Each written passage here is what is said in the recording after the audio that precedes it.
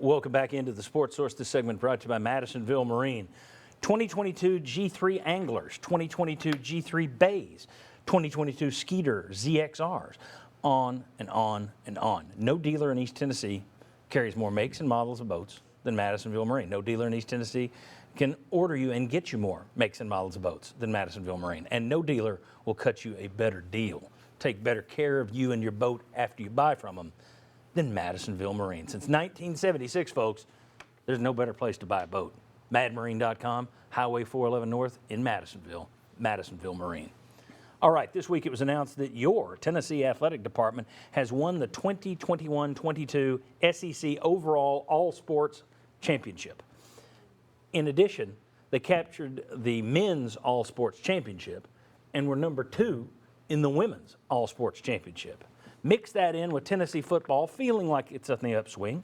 Mix that in with Tennessee being a leader right off the bat in the NIL game, unless now is one of the times I'm not supposed to say that. And things looking pretty good. The ship is now raised above water. It seems to be heading in the right direction toward port. The seas are steadying.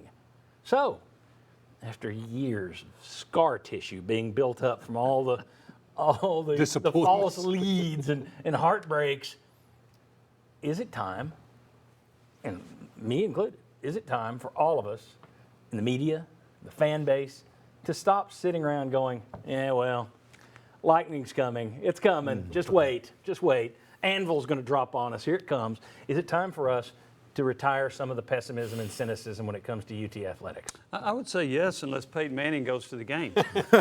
So otherwise, you're in good shape. And if you look at the coaching staffs, there's so many really good coaches that are head coaches right now in a variety of programs. And they just made a change with the track program, and the men just finished 3rd in the national outdoors. Exactly. But I think they've hired a great track coach. So when you look at the coaches across the board, all of them have proven to be very successful, or there hadn't been enough time to prove whether or not they can be, like the soccer coach or the women's golf coach.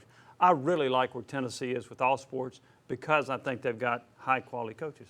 Yeah, and so many of us, what we mainly keep up, and fans too, with, you know, the football and the basketball, we know that. But here we see tennis is in contending for a national championship or doing well. And like you mentioned at Eugene, Oregon, you see the track team.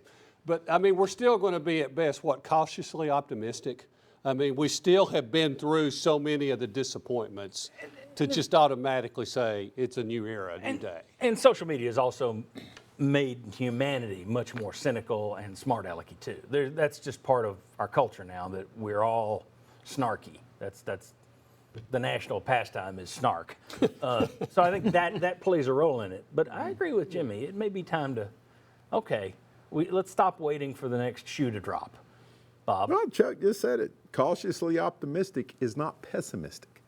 And I'm right there with you. I am cautiously optimistic.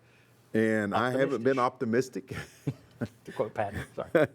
I haven't been optimistic about a lot of things in a while. I still think the football team has a big gap. Exactly. I still think the basketball team needs to quit losing in the Tournament. second round of the tournament. There's a lot of things out there. But yes, cautiously optimistic, better than pessimistic. Which ties back into what we asked at the very first of the show.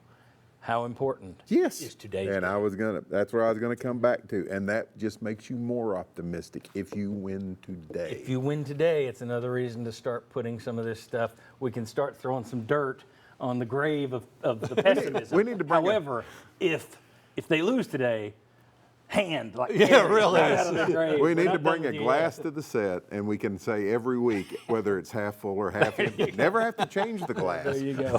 Very good. All right. When we come back, let's do a little predicting. Chucky C. Note, I hope you brought a visor, because we're going to do some over-unders, and we're going to do our picks for Tennessee Notre Dame. Game 3 coming up in about 40 minutes over at Lindsey Nelson Stadium. A battle. It's kind of cool to say that. You got a one-game playoff to make it to the College World Series. So congratulations to Tony Vitello and the team for giving us that to talk about it. Let's talk about it next.